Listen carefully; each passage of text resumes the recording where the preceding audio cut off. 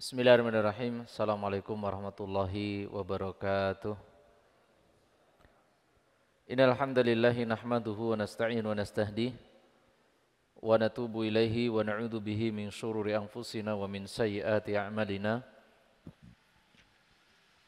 Man yahdihillahu fala mudhillalah wa man yudlilhu fala hadiyalah. Wa asyhadu an la ilaha illallah wahdahu la syarikalah wa asyhadu anna Muhammadan abduhu wa rasuluh. Wa qala subhanahu wa ta'ala fi kitabihil karim, ya ayyuhalladzina amanu taqullaha haqqa tuqatih wa la tamutunna illa wa antum muslimun. Ya ayyuhan nasu taqu rabbakumul ladzi khalaqakum min nafsin wahidah wa khalaqa minha zawjaha wa batha minhuma rijalan katsiran wa nisaa'a wattaqullaha alladzi tasaaluna bihi wal arham innallaha kana 'alaikum raqiba. Ya ayyuhalladzina amanu taqullaha wa qulu qawlan sadida yuslih lakum a'malakum wa yaghfir lakum dhunubakum wa may yuti'illaha wa rasulahu faqad faza fawzan 'azima. Amma ba'du, ila rahimakumullah, fa inna asdaqal hadits wa ahsanal kalami kalamullah wa khairal hadi hadi Muhammadin sallallahu alaihi wasallam wa syarrul umuri muhdatsatuha fa inna kulla bid'atin dhalalah wa kulla dhalalatin finnar. Ma'asyiral muslimin wal muslimat, a'azani Allah wa yakum jami'an. Para jamaah, bapak-bapak dan ibu-ibu jamaah Masjid Jami Bulak Rejo yang mudah-mudahan diberkati, dirahmati oleh Allah Subhanahu wa taala. Alhamdulillah, kita bersyukur kepada Allah Subhanahu wa taala atas segala karunia yang Allah Subhanahu wa taala berikan kepada kita semuanya. Di antara karunia tersebut adalah ketika kita diberikan kemudahan oleh Allah untuk beramal saleh, untuk menuju ke masjid di antara masjid-masjid Allah Subhanahu wa taala, kemudian dilanjutkan dengan thalabul ilmi. Maka ketahuilah ayyul ikhwah, ini adalah tanda kebaikan yang Allah Subhanahu wa taala titipkan kepada kita semuanya. Teringat dengan hadis Nabi sallallahu alaihi wasallam pernah bersabda, man yuridillahu bihi khairan yufaqihu fid din. Barang siapa yang dikehendaki oleh Allah Subhanahu wa taala kebaikan untuknya, maka Allah Subhanahu wa taala akan memberikan tanda. Tanda tersebut adalah ketika orang tersebut dipahamkan di dalam masalah agama Islam. Memahami agama Islam bukanlah instan langsung paham, tidak. Wa'lam annal insana lam yulad aliman. Ketahuilah bahwasanya manusia itu tidak dilahirkan dalam kondisi langsung tahu, langsung paham, langsung berilmu, tidak. Seseorang pengen memahami terhadap perkara sesuatu butuh proses. Maka proses tersebut yaitu dengan kita belajar, dengan mendatangi majelis ilmu, kemudian di tempat yang baik, kemudian mempelajari hal-hal yang bermanfaat, dilandasi karena ikhlas kepada Allah Subhanahu wa taala dan mengharap kepadanya. Mudah-mudahan kita termasuk hamba yang diberikan kemudahan untuk mendapatkan keberkahan, itu ilmu bermanfaat, karena ilmu bermanfaat inilah ilmu yang akan kita bawa ke kolong kuburan kita, Pak. Karena Rasul mengatakan apabila anak Adam meninggal dunia, terputus amalan kecuali 3 perkara. Salah satunya adalah ilmu yang bermanfaat. Kemudian salat serta salam mudah-mudahan selalu kita haturkan kepada qudwah hasanah kita Nabi Muhammad sallallahu alaihi wasallam beserta keluarganya, para sahabatnya, dan tidak lupa juga para pengikutnya yang senantiasa setia di atas jalan sunnahnya hingga yaumul qiyamah kelak. Kemudian para jamaah azani Allah wa yakum jami'an, ahibati fillah rahimani wa rahimakumullah. Yang pertama, saya berikan muqaddimah terlebih dahulu. Saya ucapkan kalimat syukri, yaitu kalimat syukur saya kepada semuanya, panitia, kemudian takmir, para jamaah. Alhamdulillah, karena kita dipertemukan oleh Allah Subhanahu wa taala di dalam sebuah kebaikan yang mudah-mudahan ini sebagai pembuka pintu keberkahan untuk kita semuanya. Kita di sini saya diminta diamanai untuk yaitu menyampaikan sedikit ilmu yaitu tentang apa Pak? Napa? Sirah napa akidah? Napa Pak? Yaitu tentang pembelajaran Al-Qur'anul Karim, yaitu tahsin dan tajwid.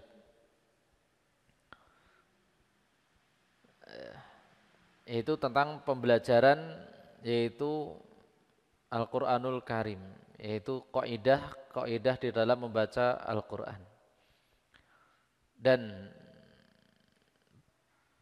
perkara ini adalah perkara yang sangat penting karena kita melihat hari ini banyaknya kaum muslimin yang notabene mereka orang beragama Islam, tapi kita dapati sebagian kaum muslimin jauh dari Al-Qur'anul Karim.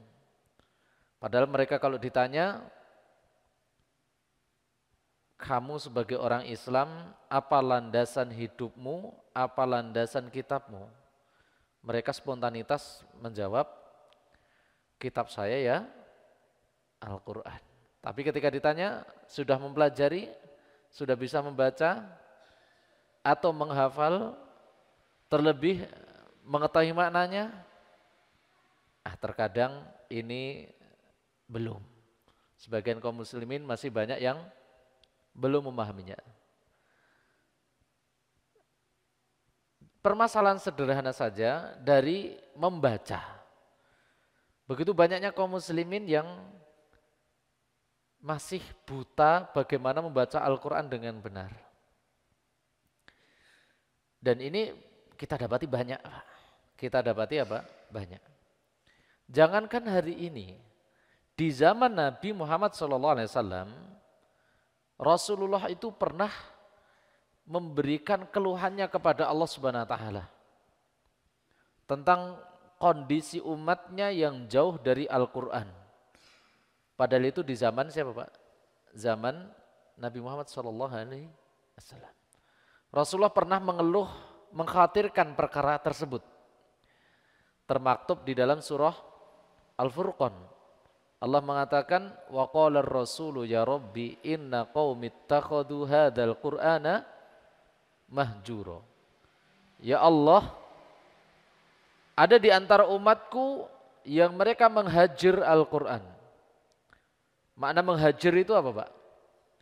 Makna menghajir itu artinya Al-Imam Ibnul Qayyim Al-Jauziyah rahimahullah ta'ala memaknai hajir itu ada 6 perkara.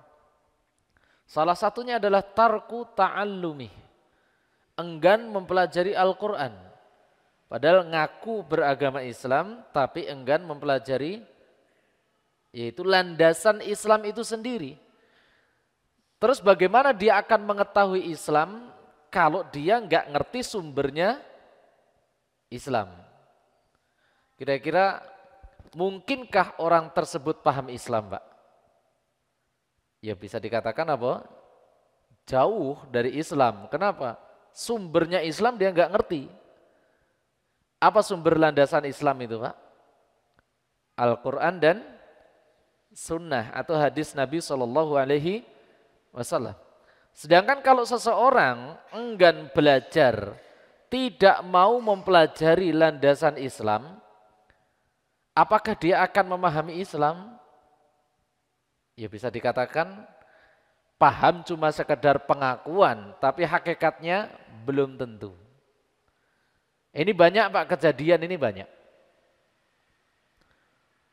Antum pernah membayangkan, saya pernah mengalami kejadian.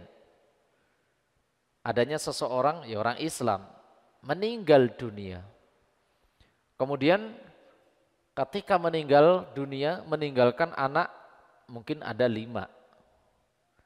5-5-nya sudah gede, ada yang menjadi pejabat, ada yang menjadi sudah sekolah tinggi, sudah macam-macam lah gitu.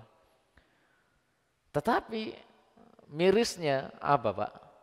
Memandikan jenazah orang tuanya nggak ngerti, nyolatin nggak bisa, mentalkin orang tuanya yang hendak meninggal nggak bisa juga.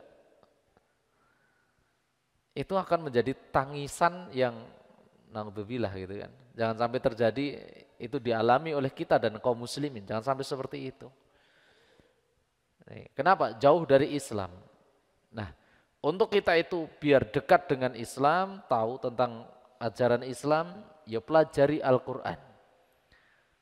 Pertama dari membacanya. Membacanya dengan benar. Seseorang Pak, kalau kita itu memiliki bacaan yang nikmat, bacaan yang standar, bacaan yang ngepas, maka seseorang akan nyaman membaca Al-Quran. Berbeda terkadang kita dapati, kenapa kok kamu susah, nggak bisa lama-lama dengan Al-Quran? Sepet. Ada yang seperti itu Pak. Saya itu kalau baca 5 menit ngantuk Ustaz. Bahkan saya Ustaz, kalau saya pengen tidur, saya kalau malam susah tidur. Biar cepat tidur ngapain? Ya aneh itu, baca Quran katanya. Ya, baca Quran itu biar hidup hatinya malah digunakan untuk sarana biar tidur, kan lucu gitu Pak. Ini jangan sampai gitu kan. Jadi ya ikhwah, azani Allah wa yakum jami'an, yaitu wajib kita mengetahui Al-Quran Al-Karim. Pertama dari membacanya. Dan di sini saya diminta untuk yaitu memberikan mutolaah di dalam masalah kaidah-kaidah membaca apa? Al-Quranul Karim dari tahsinnya. Jadi saya minta semuanya nanti pekan depan kita sambil praktek ya Pak ya. Saya pengennya nanti ada praktek gitu ya. Praktek, jadi semuanya bawa mushaf ya. Semuanya bawa mushaf. Jangan bilang aduh takut, berarti pekan depan gak usah hadir gitu ya. Jangan. Ya namanya belajar membaca ya praktek, masa belajar membaca antum ngurungok netok gitu. Jadi ini hari ini kita mau qadimah terlebih dahulu. Jadi pekan depan kita harus belajar. Saya pengen di awal-awal kita pengen mempelajari tasihih surah Al-Fatihah insyaallah. Kita membenarkan bacaan Al-Fatihah. Kembali ke tadi, jadi seseorang itu Pak dikatakan akan senang terhadap Al-Quran, cinta terhadap Al-Quran kalau dia menguasai Al-Quran itu sendiri. Dan seseorang kalau mampu membaca Al-Quran dengan benar, satu akan menambah keimanan, kedua bisa mendekatkan diri kepada Allah Subhanahu Wa Taala, yang ketiga akan amal soleh itu akan berlanjut gitu kan, berlanjut. Kita kasih permisalan Pak, contoh. Kenapa seseorang kok sholat tidak bisa lama? Enggan sholat, kedua males untuk mengerjakan sholat. Salah satu penyebabnya adalah orang tersebut tidak bisa membaca Al-Quran Pak. Kenapa dulu para sahabat Nabi Muhammad SAW atau Rasulullah SAW sendiri, Rasul itu diceritakan oleh Aisyah radhiyallahu taala anha ketika sholat malam sampai kakinya apa Pak? Bengkak gitu kan. Dalam riwayat lain berdarah, pecah. Kenapa kira-kira Pak? Apakah Rasulullah itu ketika sholat ngedruk-ngedruk tanah? Apakah Rasulullah itu ketika sholat kegatelan terus nendangi tanah, kukur-kukur? Tidak. Kenapa? Tulul qiyam. Apa tulul qiyam itu? Panjangnya berdiri. Terus Rasulullah panjangnya berdiri ngapain? Kan bacaan Al-Fatihah bisa diukur. Al-Fatihah cuma berapa detik sih gitu kan? Kenapa kok bisa panjang berdiri Pak? Karena Rasulullah betul-betul menikmati bacaan, menghayati, betah, nyaman di dalam bacaannya. Sampai di dalam riwayat Rasulullah disebutkan 1 rakaat Pak, 1 rakaat. 1 rakaat itu berapa kali rukuk berarti? Ya 1 toh Pak, 1 rakaat kok ya. 1 rakaat gitu. 1 kali rukuk, 1 rakaat. Rasulullah tuh pernah sholat malam dan beliau membiasakan sholat panjang. Itu 1 rakaat membaca apa Pak? Al-Baqarah, Ali Imran, Al-Maidah, An-Nisa. Berapa surat, Pak? Al-Baqarah, Ali Imran, Al-Maidah, An-Nisa. 4 surat. Jangan mengatakan 4 surat ini standarnya kulhu loh, Pak.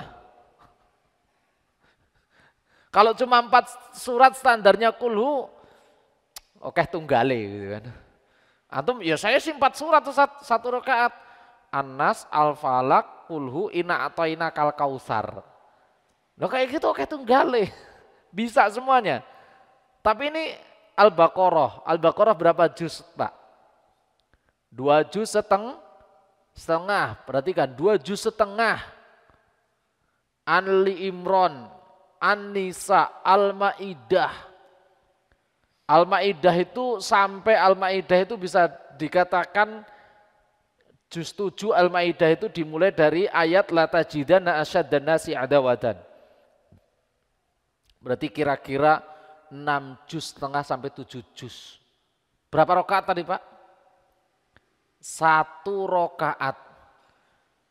Antum pernah, Pak, ngalami sholat 1 juz semalam? Sementara ini baru wacana, Ustaz. Perencanaan yang belum terlaksana. Itu Rasulullah loh, Pak, 6 juz setengah sampai 7 juz.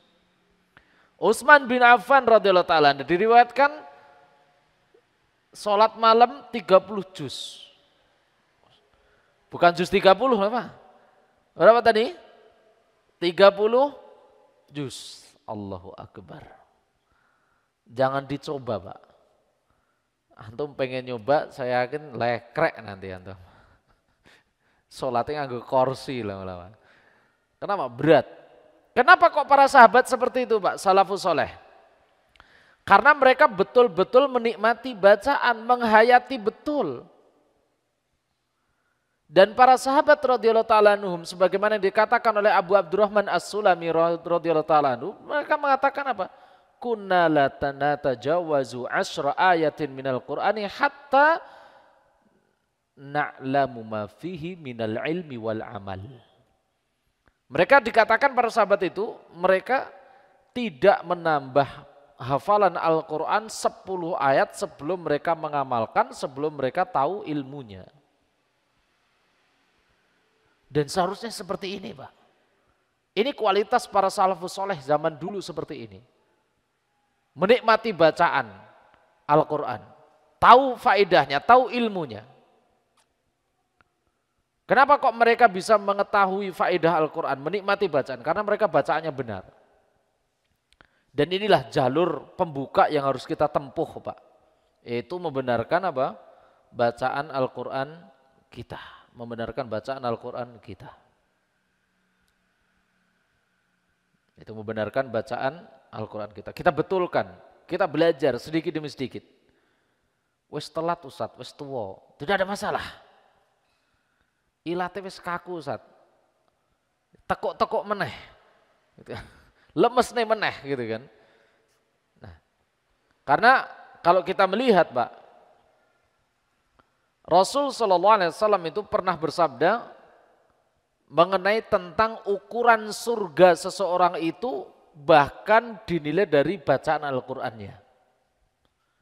Yaitu standar surga, kedudukan surga seseorang itu bahkan ditinjau dari apa?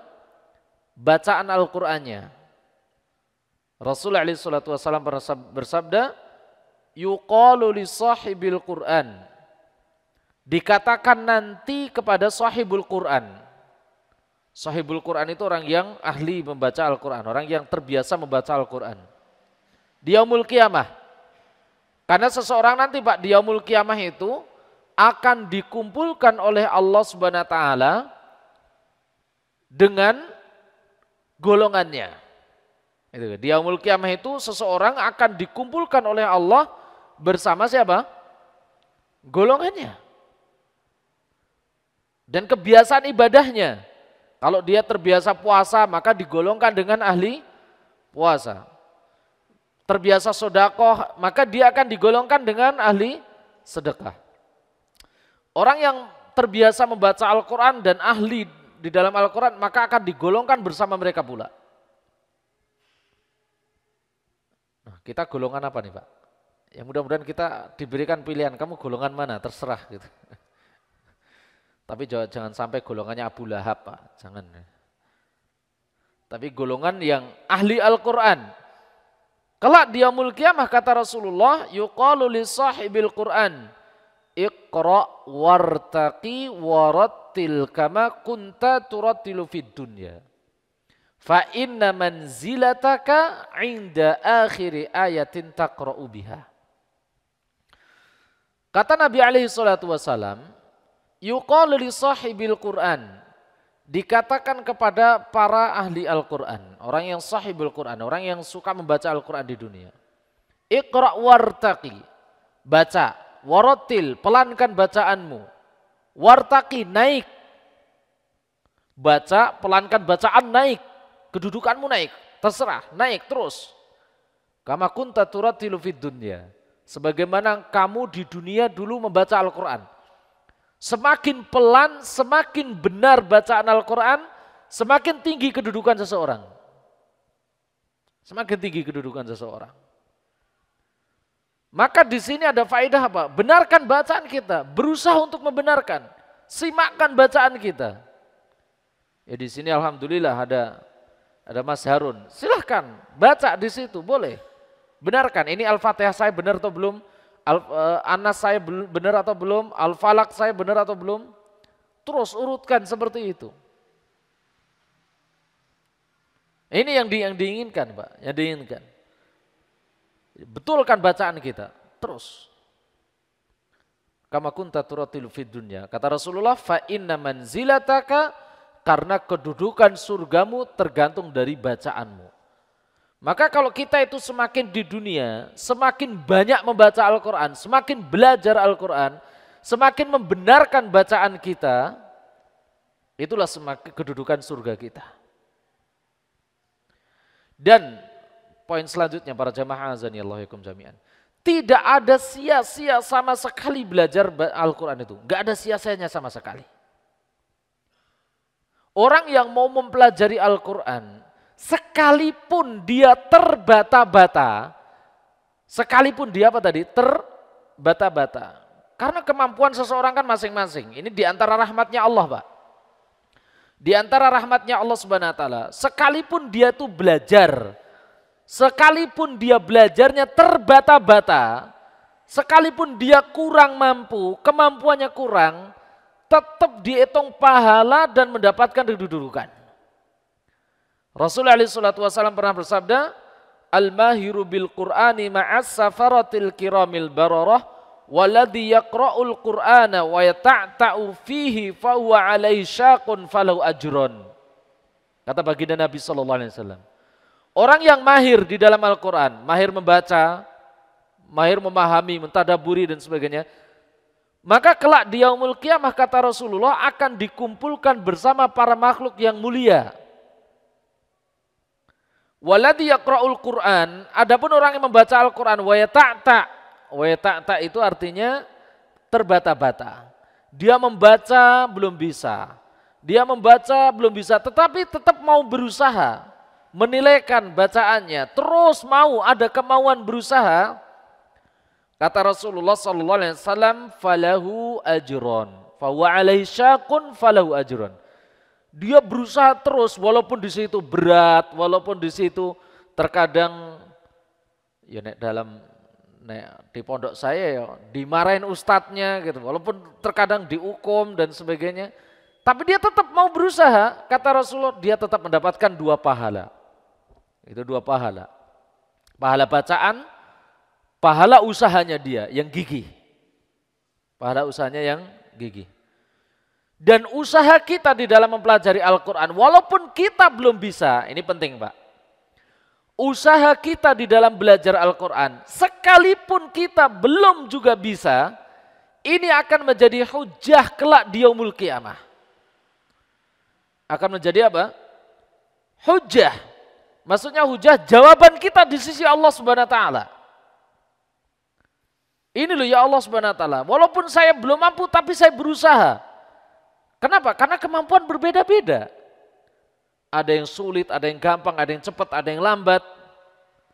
Tetapi dengan kita berusaha belajar terus itu, mempelajari Al-Quran, itu akan menjadi hujah. Jawaban kita di sisi Allah Subhanahu wa taala. Kalau kita dihisap oleh Allah Subhanahu wa taala, apa yang kamu perbuat dengan Al-Quran? Ya Allah, saya sudah berusaha. Ini menjadi jawaban. Walaupun saya belum mampu, belum bisa. Dan saya dekat dengan para sahibul Quran. Dan saya mencintai Al-Quran, mencintai ahlul Quran. Walaupun saya belum bisa. Ini akan menjadi jawaban di sisi Allah Subhanahu wa taala. Coba bayangkan kalau kita menjawab, apa yang kamu perbuat terhadap Al-Quran? Ya Allah, saya malas belajar. Saya lalai, saya lupa, dan bla bla bla bla. Apa yang akan terjadi? Hisab yang berat. Hisab yang berat. Karena Rasulullah SAW pernah bersabda, taraktu fikum amrayni in tamassaktum bihim lan tadillu abadan. Aku tinggalkan kalian dua perkara yang mana kalian apabila berpegang teguh erat dengan dua perkara tersebut, kalian tidak akan sesat selama-lamanya. Kalian akan bahagia dunia dan akhirat. Apa itu?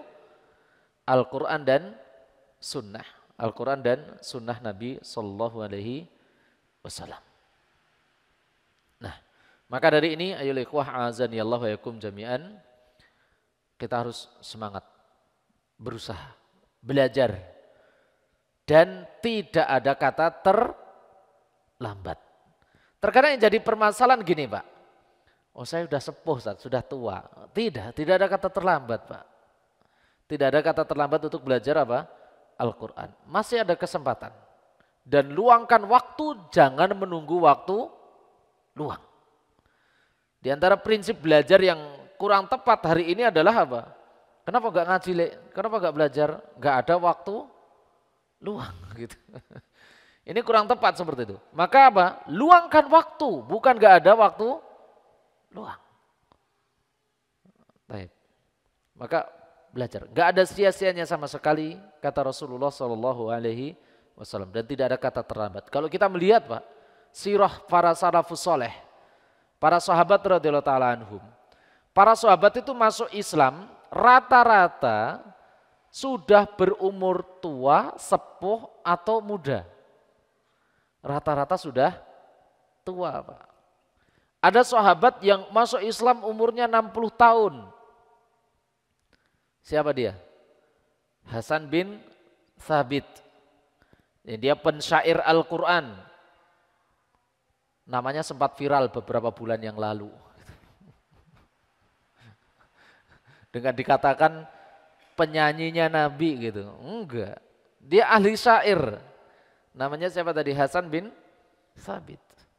Dia seorang sahabat yang masuk Islam umurnya 60 tahun. 60 tahun baru masuk Islam. Allah Subhanahu wa taala memberkahi umurnya panjang. Jadi berapa? 120 tahun. 120 tahun dibagi menjadi dua. Separuh umurnya di atas kekufuran, separuhnya di atas hidayah. Ya tidak Pak? Masuk Islam 60 tahun, wafatnya 120 tahun. 60 tahun di atas kekafiran, 60 tahun di atas hidayah Islam. Dan dia berjuang ketika di atas kekafiran menghina Rasul dengan syair-syairnya, menghina Islam. Dengan nyanyian-nyanyiannya itu, syair-syairnya.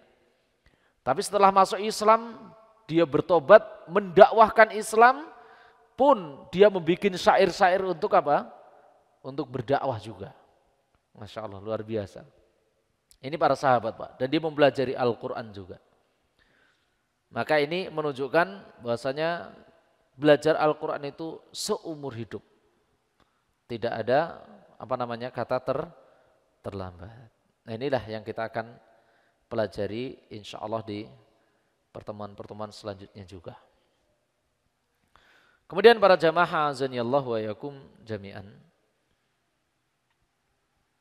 Maka tentunya kita juga mengingatkan di sini kepada diri kita pribadi dan para jamaah semuanya.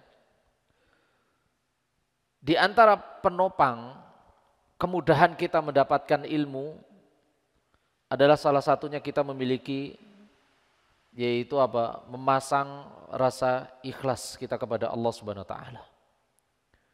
Ikhlas itu apa maknanya? Tasfiyatul a'mal an jami' syawaibi syirk.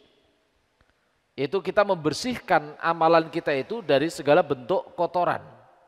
Noda-noda apapun itu yang merusak keikhlasan. Ima itu syirik, ima itu yang lain.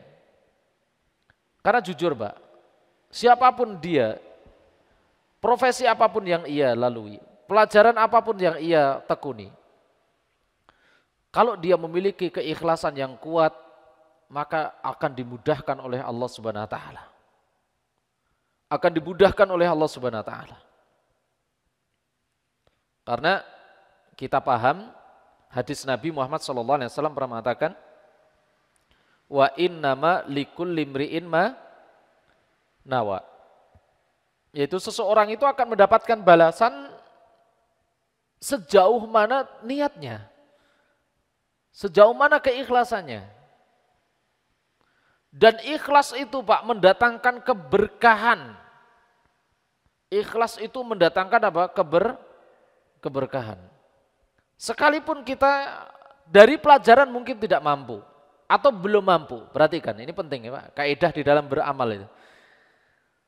Walaupun kita, mohon maaf, mungkin praktek membaca Al-Quran mungkin belum mampu. Mungkin masih salah-salah, mungkin masih seperti itu pula. Kesalahan kemarin diulang kesalahan sekarang. Kesalahan hari ini diulang kesalahan besok. Bahkan kesalahan besok pun diucapkan hari ini gitu. Tetapi kalau kita itu memiliki perasaan yang ikhlas di dalam belajar, maka Allah Subhanahu wa taala akan mendatangkan keberkahan dari pintu yang mana kita tidak tahu. Dari pintu yang mana kita tidak tahu. Dan inilah Pak, maka Rasulullah SAW pernah bersabda, rubba amalin saghirin tukabbiruhun niyah wa rubba amalin kabirin tusaghiruhun niyah. Kata baginda Nabi, betapa banyak amal yang kecil bisa jadi besar disebabkan karena apa? Niat.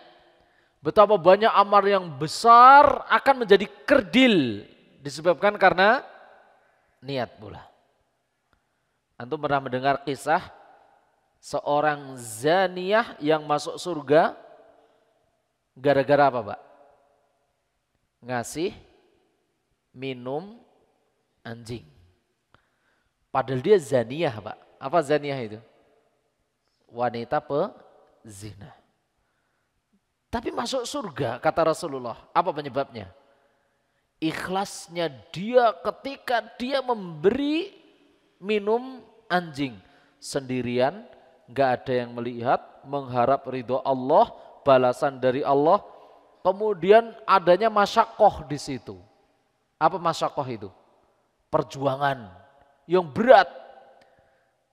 Wong wedok nyen ngapunten nyemplung sumur ora enek gayung nganggo terumpah sepatu. Melihat anjing yang terengah-engah. Berarti di situ ada perjuangan. Kemudian ikhlas betul, gak mengharapkan pencitraan orang lain, gak perlu diposting juga, enggak. Kalau hari ini itu karena amalan sedikit saja, apa Pak? Nek gak diposting ini gak afdol pokoknya. Kerja sithik seragaman postingan, bar di foto mangan. Ingon bar kuwi. Ya bukan berarti nggak boleh, ini yang menentukan niat gitu loh Pak. Nah itu loh Pak, ini penting.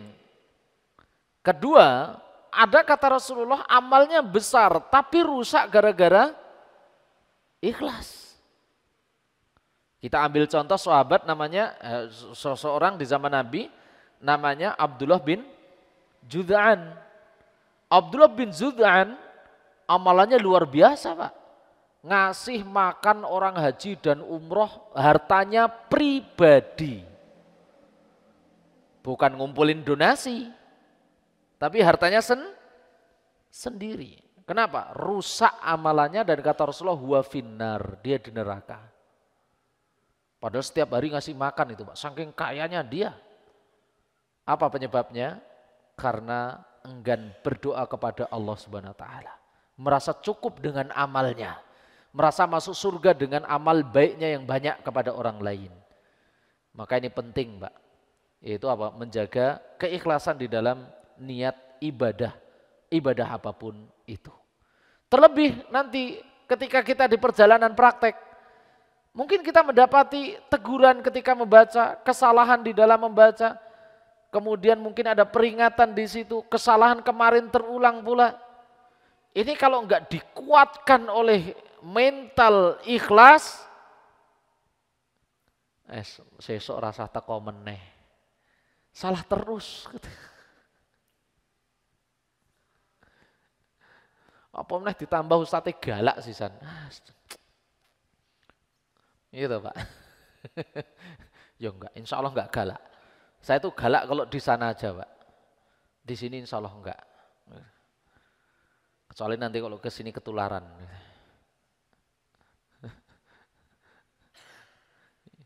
Ya hasilnya ya Harun, Suhardi itu kan yang pernah digalai semua gitu kan. Pernah biasa dihukum kalau nggak bisa setoran dan sebagainya. Emang harus seperti itu Pak, karena ini bentuk penjagaan Al-Quran. Allah Subhanahu wa taala berfirman, "Inna nahnu nazzalna dzikra wa inna lahu lahafizun." Allah yang menurunkan Al-Quran dan Allah akan menjadikan para penjaga Al-Quran. Emang Al-Quran harus dijaga karena semakin hari Pak Al-Quran itu semakin jauh dari kebenaran. Entah kebenaran disengaja atau tidak disengaja.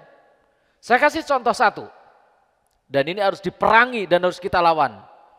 Apa Pak? Contohnya orang Syiah. Orang Syiah membuat Al-Quran sendiri. Dan dia mengatakan Al-Quran yang ada di hadapan kita itu baru sepertiga. Berarti apa? Selainnya masih kurang katanya, masih banyak kekurangan. Dan ini bukan asli, bukan orisinil. Ini kan sebuah tuduhan yang harus kita lawan gitu kan. Kita lawan hujah dengan ilmu. Bukan berarti diperangi harus perang, bukan. Maksudnya tuduhan yang tidak berilmu kita bantah dengan ilmu. Yang kedua, ada kesalahan yang tidak disengaja. Kesalahan yang tidak disengaja ini semua di antara kita berpotensi melakukannya. Termasuk saya. Termasuk saya. Ima itu lupa, ima itu kepleset, ima itu enggak teteh, ima itu enggak fasih. Semuanya termasuk saya mungkin mendapati ketika imam lupa. Salah atau tidak itu? Salah gitu kan. Harun pernah lupa enggak Pak di sini Pak? Lupa bilangin saya Pak. Atau kesalahan bacaan. Yang kesalahan bacaan ini kalau enggak dibiasakan akan udar. Udar itu kesalahan yang contoh masalah tafkhim, masalah tarqiq. Masalah tebal, masalah tipis, masalah mat, masalah panjang, masalah tasydid, masalah hukum, belum nanti waqaf dan ibtida. Itu lebih ini lagi, riskan lagi gitu kan. Contoh, kenapa seseorang enggak boleh berhenti di siratal ladzina an'amta alaihim. Ini banyak yang membaca seperti ini nih. Kaum muslimin, ya atau tidak? Diakui dan tidak diakui. Banyak itu membaca siratal ladzina an'amta alaihim, berhenti di sini. Kemudian ghairil maghdubi alaihim waladdallin. Ini berhenti di sini adalah berhenti yang salah. Perlu dikasih pemahaman menghentikan bacaan ini di siratal ladzina an'amta alaihim, berhenti di sini. Ini bacaan yang salah. Harus diberi pemahaman dari sisi keilmuannya. Nah, ini kan bacaan yang salah, harus dikasih tahu. Atau sebagian kaum muslimin seperti ini nih. Ini biasanya imam dadakan musiman Ramadanan sepertiga malam seperti apa namanya? 10 hari terakhir. Ada yang membaca apa namanya? Biasanya surah Al-Qadar. 2 ayat yang terakhir apa, Pak? Lailatul Qadri khairum min alfi syahr. Tanazzalul malaikatu warruhu fiha biidni rabbihim min kulli amrin salam. Gitu kan. Ada yang seperti itu kan, Pak ya? Ada atau tidak? Menemui baca seperti itu. Tanazzalul malaikatu warruhu fiha biidni rabbihim min kulli amrin salam. Berhenti di gitu. Ada atau tidak di sini? Kalau di sini nggak nemuin ya. Adanya di tempat saya sana gitu. Ini benar atau salah ini? Ini kesalahan fatal, Pak. Kesalahan fatal yang di situ artinya akan jadi rancu. Artinya akan jadi rusak. Dan itu merusak arti dari makna Al-Quran gitu. Nggak boleh itu menghentikan bacaan di situ. Nah, ataupun yang lainnya, Kurangnya kolkolah. Kolkolah membaca salah saja itu bisa rusak arti, Pak. Saya kasih contoh permisalan. Qul a'udzu birabbil falaq. Kolkolah nggak kebaca tuh, qafnya. Maka kalau qafnya nggak terbaca, berubah menjadi kaf. Maka artinya falaq pakai qaf artinya subuh, falak tanpa qaf yaitu menggunakan kaf artinya garis, yaitu garis edar. Maka ini terubah. Maka perubahan ini perubahan yang tidak bisa ditoleransi, Pak. Kalau dalam bahasa tajwid ada perubahan namanya kesalahan lahan jali yang kesalahan tersebut tidak bisa ditoleransi. Nah, bahayanya fatalnya ketika seseorang menjadi imam kok dia masih lahan jali, kesalahan fatal terjadi pada surah Al-Fatihah, maka sholatnya tidak sah. Sholatnya tidak sah ketika seseorang memiliki kesalahan fatal pada surah Al-Fatihah. Kenapa? Karena Rasul mengatakan la sholata liman lam yaqra' bi fatihatil kitab. Tidak sah seorang hamba ketika dia sholat seorang hamba ketika dia tidak membaca surah Al-Fatihah. Tidak membaca di sini dua maknanya. Satu, enggak membaca asal, dia sholat tapi enggak baca sama sekali, jelas ini sholatnya tidak sah. Atau membaca tapi bacaannya terhitung bacaan yang batal. Kenapa bacaan yang batal? Karena tadi ada kesalahan yang fatal yang di situ tidak bisa ditoleransi. Satu permisalan, membaca alhamdu dibaca alhamdu. Terbaliknya antara hak dengan hak. Kenapa? Karena ini artinya sudah fatal. Alhamdu artinya segala pujian milik Allah. Alhamdulillah segala kebinasaan untuk Allah. Cuma gara-gara hamdu dengan hamdu. Kalau pengen nggak percaya bisa dicek di dalam kamus kan gitu. Hamdu, hamdu. Hamdu, pujian, hamdu, kebinasaan. Atau dalam arti lain, kemarau, kering, kerontang, binasa, rusak. Atau kematian juga sama. Intinya buruk aja, alhamdulillah. Segala kematian untuk Allah, kan ngeri. Nah ini contoh. Ini kesalahan yang tidak disadari. Yang mana kita katakan tadi, kesalahan ini adalah kesalahan yang banyak kaum muslimin yang tidak menyadarinya dan semuanya kita punya potensi salah tadi. Termasuk saya, antum dan sebagainya. Nah inilah perlunya diingatkan dan insya Allah nanti kita akan mempelajarinya dari kaidah-kaidahnya dimulai dari titik awal lagi mungkin. Terus yang sudah pernah ikut gimana? Yo. Yang sudah pernah ikut sebagian kan sudah pernah ikut. Yo, kita insya Allah nanti kita banyak praktek.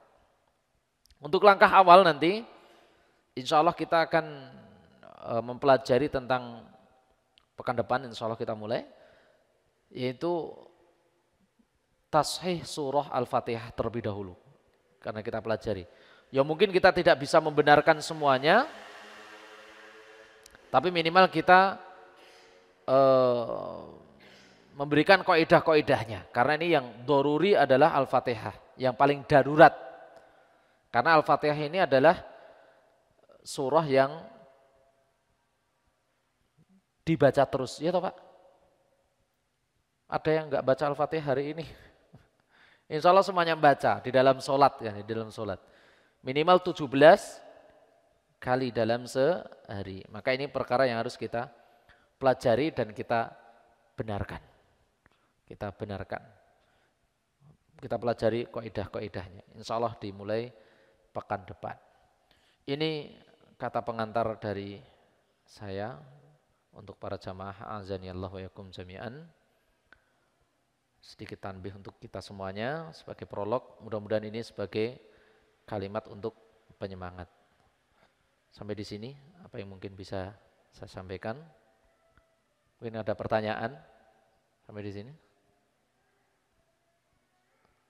Tidak ada?